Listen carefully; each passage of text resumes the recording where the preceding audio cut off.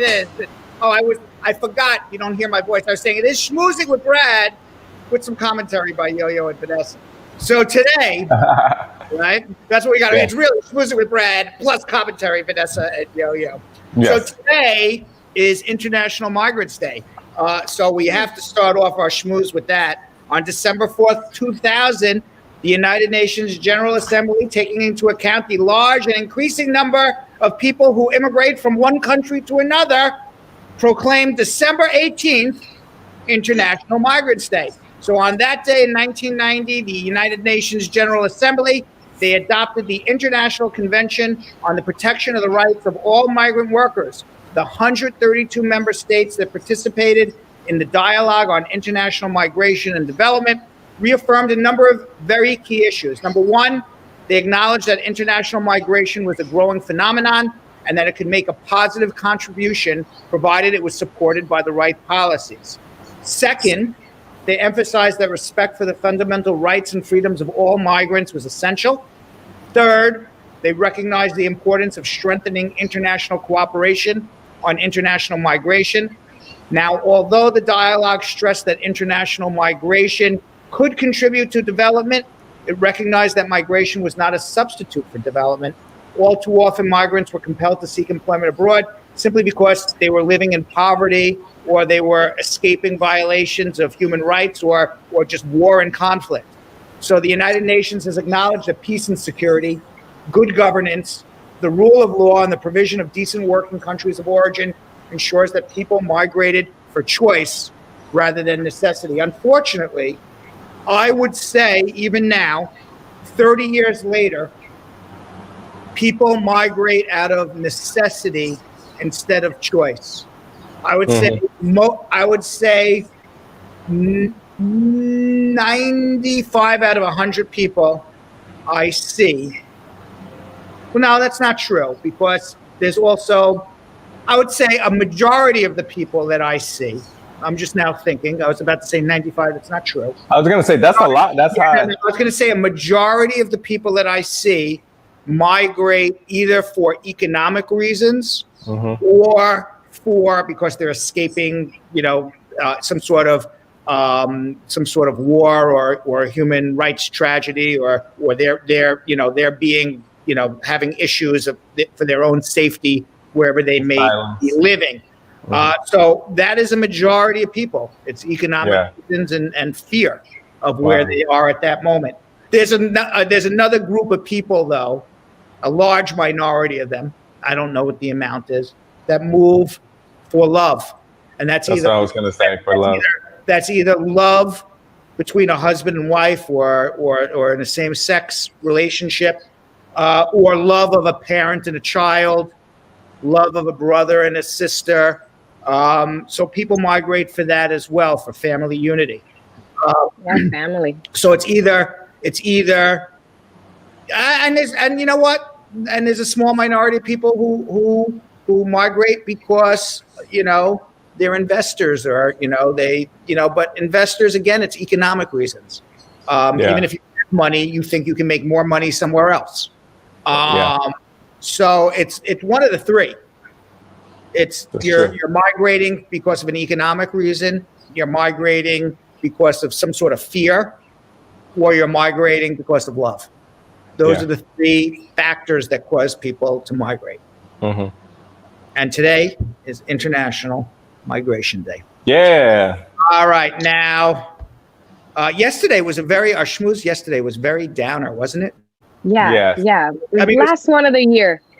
I'm glowing here, Brad. I'm sparking. All right. So let's go through coronavirus very quickly then. All right. Yes, please. So 75.2 million coronavirus cases worldwide, 17.2 million deaths. 17.2 million people have been diagnosed. We're now at 311,000 deaths. Yesterday was 308,000. So we have 3,000 more deaths today than we did yesterday. The available intensive care unit capacity is 0 in Southern California. The FDA, however, good news is around the corner. The FDA has authorized Moderna to start shipping their vaccines. They're going to be starting to be injected into humans as of Monday. Vice President Mike Pence received his shot of the Pfizer vaccine today. He says, I didn't feel a thing. House Speaker Nancy Pelosi, Senate Majority Leader Mitch McConnell received their doses on Friday as well. Joe Biden and Dr. Jill Biden, they're going to get their vaccine on Monday. Vice President-elect Kamala Harris is going to stagger her vaccination to avoid getting it at the same time as Biden by receiving hers the week after Christmas. Other countries are getting, I guess, just out of pure caution that, if there's, there shouldn't be a bad reaction to Biden and Kamala at the same time, and then there's no president, no vice president. So I think that's just really more out of sheer precaution than anything else. Now, other countries are starting to roll out vaccines around the world. India is preparing their task force in anticipation of an emergency use authorization for at least one vaccine candidate. South Korea has already authorized their vaccine. They say that they are going to be able to vaccinate 80% of their population. That's 44 million people by next November. So if 80% of South Korea is vaccinated, that's a pretty safe place to go next Christmas, Yo-Yo. Right. Meanwhile, Germany and Japan have reported new record case numbers. And in the United States, as we said, deaths are increasing. It's more than 40,000 just this month in December. Now, on Sunday, switching a little bit, on Sunday, the Trump administration acknowledged that Russian hackers broke into federal agencies. Apparently, Donald Trump doesn't care. Because we haven't heard one word about it from him. He's only concerned that the election was stolen from him, and, and dead people voted, and had dead people not voted, he would be the president. But the reality is this: the man's fighting for a job that he's not doing. For real, right? Think about it. The man's fighting for a job he ain't doing. What's he doing to help us with coronavirus? Nothing. Absolutely nothing. Okay, the Russians broke into almost every major federal agency. Hasn't said a word. Doesn't say anything. We had to find out. We had to find out from people who are leaking this information. It was reported that American intelligence. We're not finding it out from the president. Because yesterday it was reported that American intelligence agencies believe a far wider variety of tools than previously known were used to penetrate government systems, and said that the cyber offensive was a grave risk to the federal government. Haven't heard a word from Trump. He just wants to be president, but not actually do the job. That's wild. That's wild. And his number one job: protect us from other countries breaking into our federal computer systems, protect us from viruses. That's wild. I don't know. Crazy, right? Yeah. Meanwhile, what's even crazier is Trump. He's worried about the dead people who voted, some fake news about that, and he's also worried about who he can pardon. And this guy loves to pardon. Right. He loves to be the king in pardon. So, as the clock is ticking down, Trump, thousands and thousands and thousands of people lining up to get pardons. Thousands. Trump staff has become so inundated with requests for pardons or commutations that a spreadsheet has been created just to keep track of all of them. Meanwhile, Trump is refusing, as I said, to say he even lost the election. As one advisor told CNN, he's throwing an effing temper tantrum every day. Now, pardons may go to Jared Kushner, may go to Mark Meadows, may go to everybody in the White House. Okay, if it does, pardons only pardon federal crimes. They do not pardon state crimes. We know, for example, that the Manhattan District Attorney is investigating Donald Trump and investigating his family and investigating his businesses for state crimes that he can't pardon himself for. So pardons only go so far. It's even gotten to the point where the Tiger King, did you see this? Joe? Yeah, Joe. Joe, what about Tiger King, he's in jail. he made a pardon request to Donald Trump, and apparently the pardon request has to go through a pardon committee before it actually even Donald Trump sees it. And the pardon committee said, we're not going to bring this to Donald Trump. And Tiger King sued, saying they have to bring every pardon to Donald Trump. He's the one who has to decide, not some committee. True. Not some committee. So he's trying to get himself back in the news, for Donald Trump, for Donald Trump to, take notice, because Trump takes notice of things in the news, So I mean, it's crazy what's going on. Crazy what's going on. By the time Trump leaves, I wouldn't be surprised if there's more than 500 or 1,000 people who have pardoned. Damn. Who's going to pardon him? He can pardon himself. Even after? It's never been tested. You can pardon people for crimes that they have not been charged with. The most famous was Richard Nixon got pardoned for crimes he never got charged with. He never got charged because Gerald Ford pardoned him before there were any federal charges against him. So do you think he'll pardon himself before he leaves the presidency? I do. And whether or not that is a legal pardon, he's gonna fight that out in court for 20 years. He'll be dead before they make a decision. Where a president can pardon himself. He'll go up to the Supreme Court, go back down. He'll go up and go back down. This guy literally can get away with murder, man. He knows what he's doing. doing. And by the way, he knows he can get rid of murder. He said 4 years ago when he got elected, he says, I can go down Fifth Avenue. Remember he said that? He said that, and I remember. I can go down Fifth Avenue and shoot somebody and get away with it. So he knows he can. He knows he can, and he's always known it. Sick. That's dangerous, man. Yeah. Meanwhile, the Supreme Court, we've had a lot of discussion about this with the census and counting undocumented immigrants, whether an undocumented immigrant is a human. The Constitution says every 10 years we got to count every human being living in the United States. Donald Trump says we're not going to count undocumented immigrants. They're not humans. Therefore, they don't get counted. We're only going to count American citizens or lawful permanent residents. And that skews the numbers for Republicans. It skews them for the Electoral College. It skews it towards Republican states that get funding. It skews it towards the number of Congress people per state. It skews it all towards people or states where there are less immigrants. And actually there's a disadvantage to states that have more immigrants like California and New York.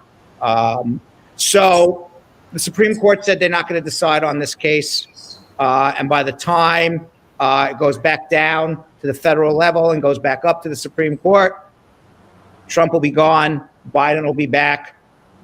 Biden will change the rule and say undocumented immigrants get counted. And just like for the last 240 years, every human being will be counted. And we'll worry about this whole census thing in 2030, another 10 years from now. All right. That's what's going to happen there. And did you see Mar-a-Lago?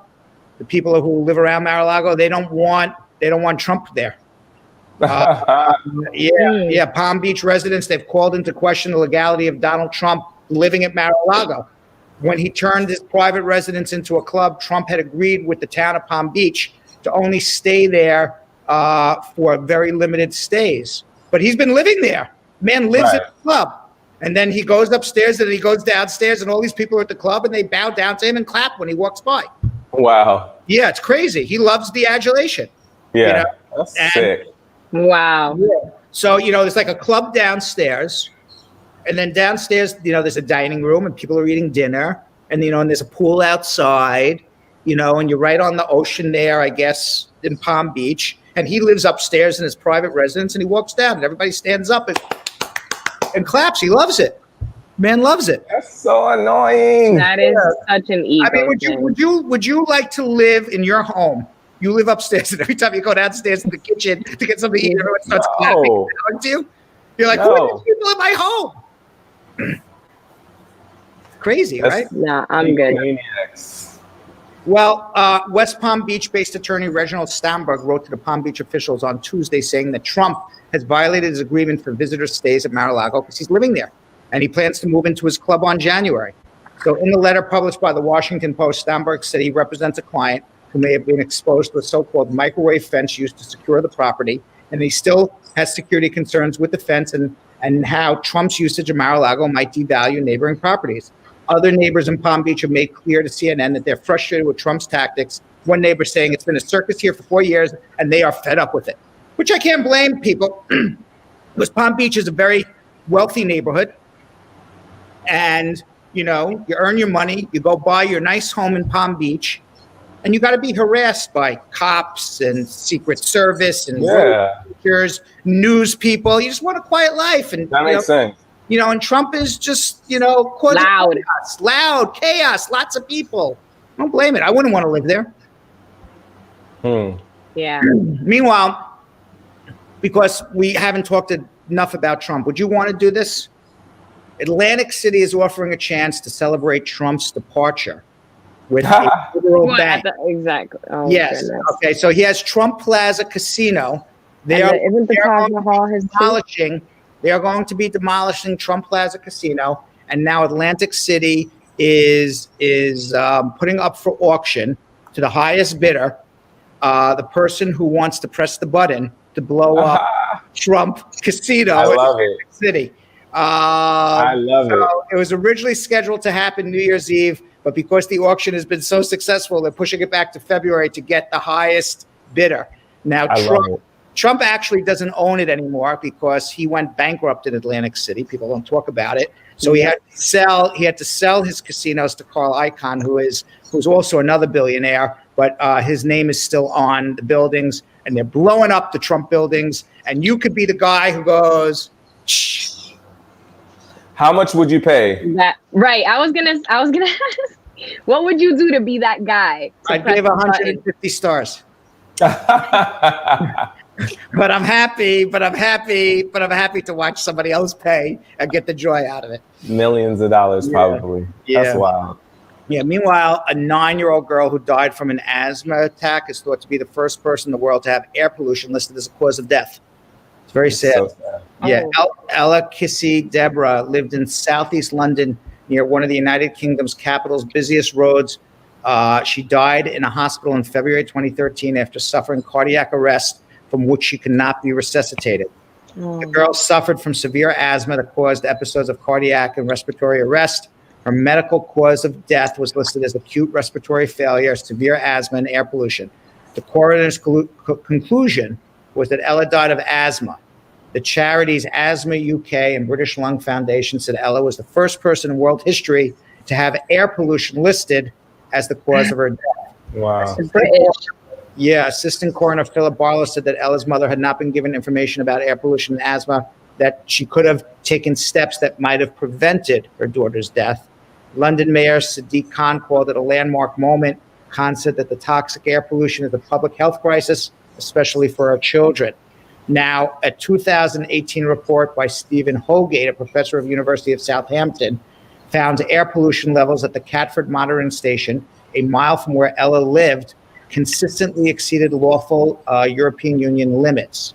Now, a UK government spokesperson told CNN that the government was delivering £3.8 billion to clean up this air pollution. We'll see if they do that. Now, what's interesting is that according to the United States National Library of Medicine, National Institutes of Health, homes of low-income minority families with asthmatic children have increased conditions over homes with people from white families or people who are wealthy. And you say, why is this? The home is associated with asthma. It acts both as a reservoir of asthma triggers and as a refuge from seasonal outdoor allergen exposure. But racial, ethnic minority families with low incomes tend to reside in neighborhoods with low housing quality.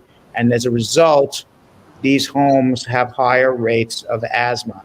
And it seems that asthma is affected by air quality inside the home, the quality of the building materials, the air quality outside of the home, the factories and pollution that are more likely to be in poorer communities. and a general lack of medical care in poor communities.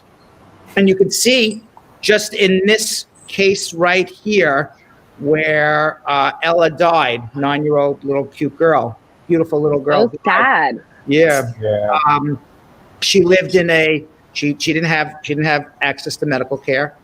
She lived in an area with high pollution that the European that the United Kingdom said they were going to clean up, but never did. All right, so, and you have a mother who says, I didn't know what to do or have any medical care. So it just fits right that pattern. You live in a poor neighborhood. You're near factories that cause pollution, and you don't have a lack of medical care. And this is unfortunately what happens. Because I said to Jill, I said, why is it? I said, I don't know the answer to this. I don't know the answer to everything.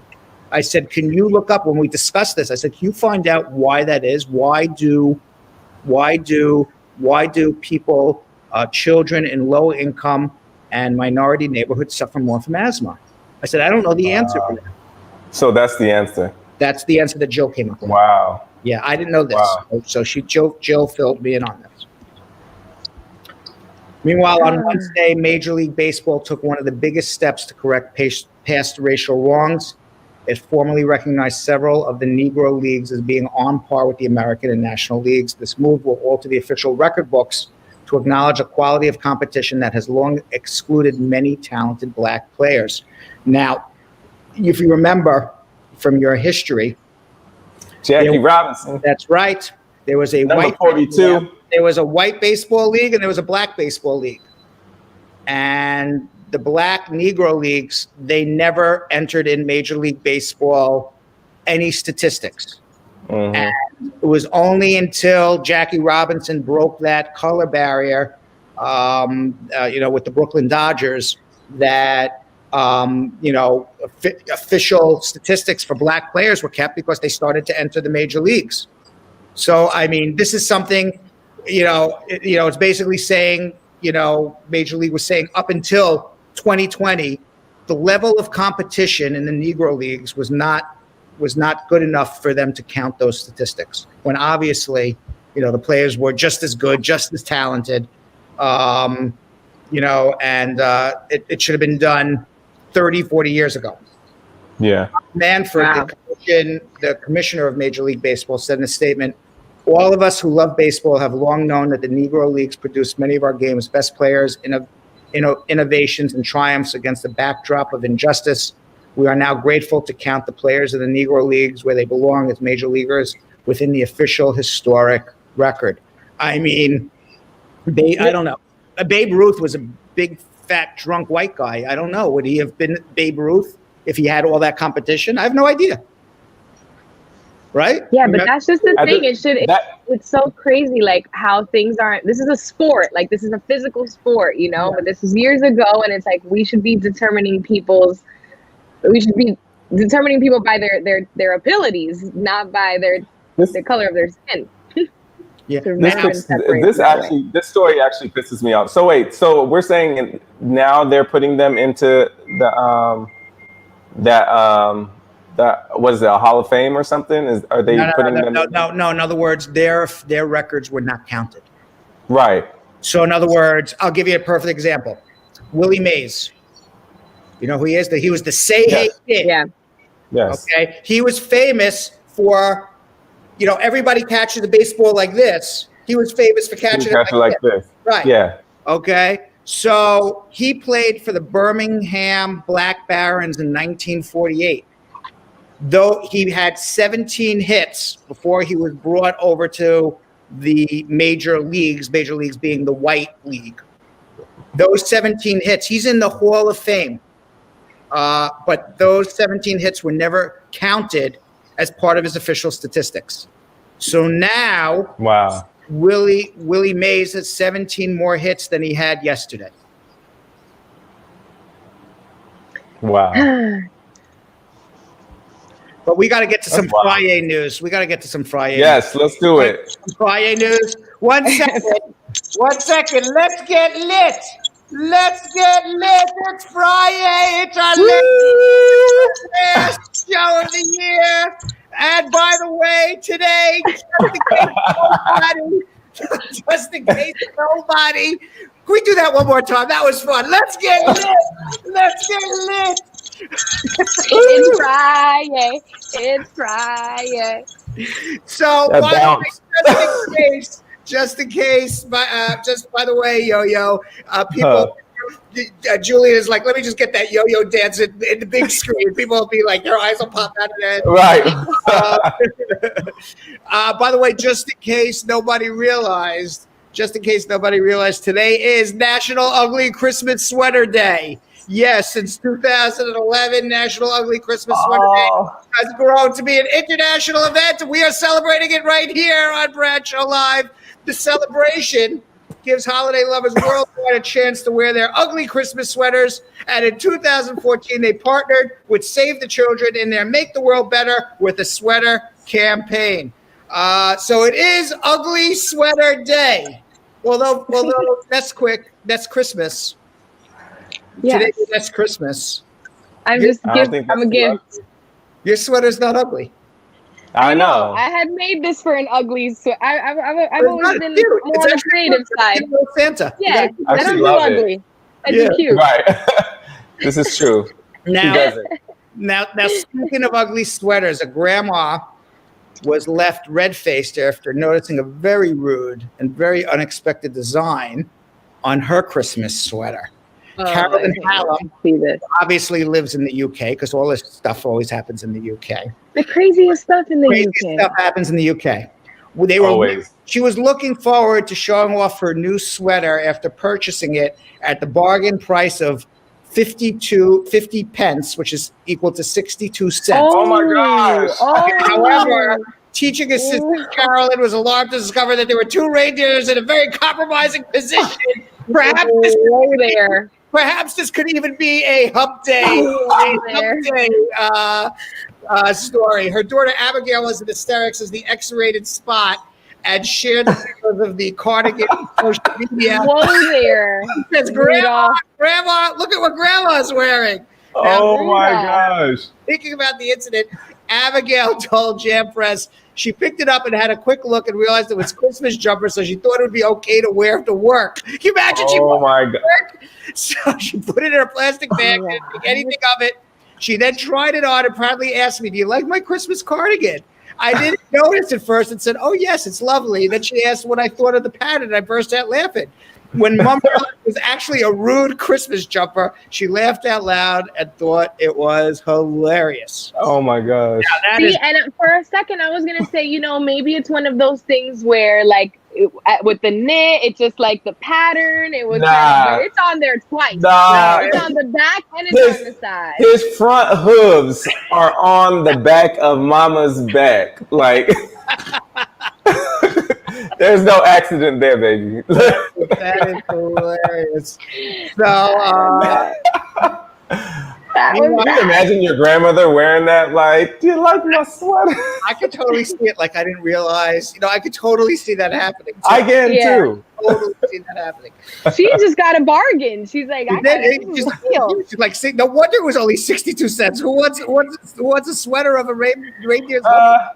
I would rock that sweater. You would rock it? I definitely would. The 62 cents, you would love that one, right? Absolutely. We're gonna get you that. We're gonna get you that one for next year's. Rudolph is ready for takeoff. Rudolph is ready for takeoff.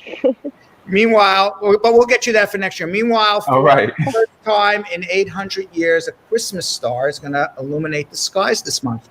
The solar system's two largest planets are on course to collide. Not really. They're not going to really collide, but they're going to come close to each other in a very, very rare event, not seen since the Middle Ages. Wow. On December 21st, Jupiter and Saturn, they're going to come so close together. So when's December 21st? That's Monday. So on Monday night, they are going to come so close together that they will look like a double planet, a conjunction that will appear to us on Earth like one super bright point of light in the sky.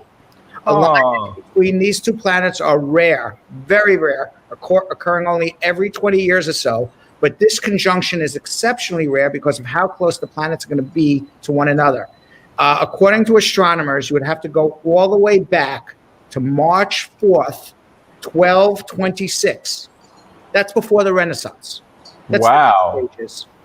To see a closer alignment between two planets in the night sky. The incredible phenomenon has been known historically as the Christmas star or the Star of Bethlehem. In fact, it is theorized by many that the fabled star in the story of the three wise men could have been a rare triple conjunction of Jupiter, Saturn, and Venus. Now, according to Forbes, the event will be observable everywhere where skies are clear for about an hour after sunset on December 21st, but only in the winter solstice. So if you are celebrating summer now, you would have to be in the northern hemisphere, being in the winter summer. All right. So anybody north of the equator when the sun goes down for 1 hour on this Monday, you will be able to see this event. It has not been seen. It has not been seen since 400 years before William Shakespeare was born.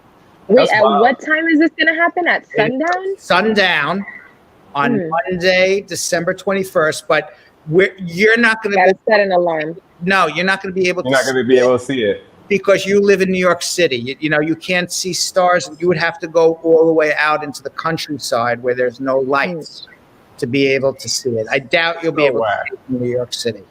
But Yo-Yo, if you're down in St. Thomas Monday night, you may very well be able to see it. I leave Monday morning. You might have to drive out to the burbs. Yeah. The burbs of Jersey. Now, meanwhile, Santa's been named an essential worker, and to boost its Christmas cheer, everyone is ringing a bell outside at 6 p.m. Kids around the globe have been worried that Santa may cancel his plans due to coronavirus. But not only has Saint Nick been practicing social distancing like everyone else, even though he's a big fat guy, he's got to worry, he's got to watch himself. He's always fat, but he has been named an essential worker by the Scottish First Minister, Nicola Sturgeon. And even though many holiday festivities will be observed by people who are 6 feet apart, Santa has been given an all clear to carry out Christmas Eve delivery duties as scheduled. Sturgeon declared in a speech, Santa will not be prevented from delivering your presents on Christmas Eve. Santa is a key worker, and he's got lots of magic powers that make him safe. Oh. So Santa will be coming this year. Well, tell him to take me back to California. And on the Hannukah front. Isn't tomorrow the last day? Tomorrow is the last day of Hanukkah.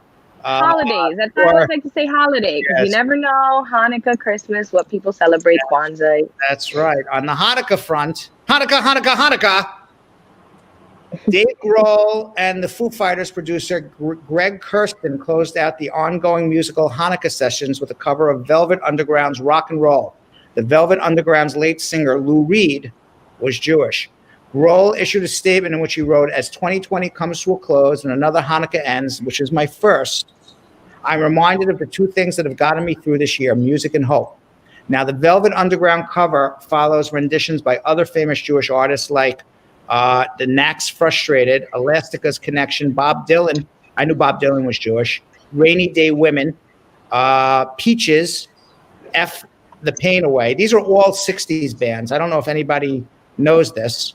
Mountains, Mississippi Queen. Drake, he's half Jewish. You know that? Yes. Yeah. Yes. Hotline Bling and Beastie Boys. Also, the Beastie Boys were Jewish. I didn't know the Beastie Boys were Jewish. Yeah. They were 3 Jewish kids from Brooklyn. No, really? Still Brooklyn. Yeah. Wow. Yeah. I didn't know that. So last week, Grohl and Kurstin announced they'd be launching Hannukah Sessions instead of recording a Christmas song this year, saying, Greg and I decided to celebrate Hanukkah by recording 8 songs by 8 famous Jewish artists and releasing 1 song each night of Hanukkah. Oh, that's dope. And finally, a Florida woman, by the way, Jill says, I am not a good Jew. She didn't say that. I'm saying that. Last night was last night of Hanukkah. Oh, last night was? Last night. I didn't even realize. It was last night, not tonight. Whoops. Sorry. I hope my rabbi's not watching. I knew that. Well, you're still lit, Brad. You're still lit. You're rocking the sweater. You're still lit. Yeah, I'm lit anyway. It's Hanukkah. All right. There's so much here. We got to get to immigration. This last one, though. Right. A Florida woman recently awoke to a surprise hiding inside her Christmas tree and mistakenly believed it was a cat, but it turned out to be a wild raccoon seeking warmth in the night. The raccoon did not climb down the chimney like Santa. Oh, man. Came in through the doggy door of Aubrey Tallahassee's home. In a now viral Facebook video, Aubrey insists, "That's a cat in my Christmas tree. Go get!" She told the furry animal hiding amid the branches of a tree. "That's not a cat. What is that? Is that a squirrel? No." Getting closer, Aubrey. The video also stars her dog, Luca, attempting to capture the unwelcome guest. Eventually, they realized, "Oh my God, it's a raccoon. This is really bad." Remember the other day, what's up with these? It was a koala bear. Koala the other time. This one's a raccoon. The video. This goes to show: don't leave your door open for wild animals to come into your home. Yeah. The video ends with Luca going for the raccoon and bringing down Aubrey's beautiful tree in the process. Luca said the masked bandit struggled for a few minutes, but Aubrey insists both animals were relatively fine. Between the crashing of the tree, Aubrey screaming, the dog barking, whatever noises this raccoon was making, it was quite a holiday soundtrack. Yes, sounds like lovely chaos. Eventually, the raccoon escaped to freedom. Aubrey provided an update showing her tattered tree and the raccoon chilling in the light fixture, swinging in the circle. The raccoon was in the light fixture. Can you imagine? Oh my gosh. Can you imagine? Can you imagine like the dog chasing the raccoon, knocks the tree down, the raccoon jumps and goes into the light? Thanks for watching. For more Bradshaw Live, like and subscribe to our YouTube channel.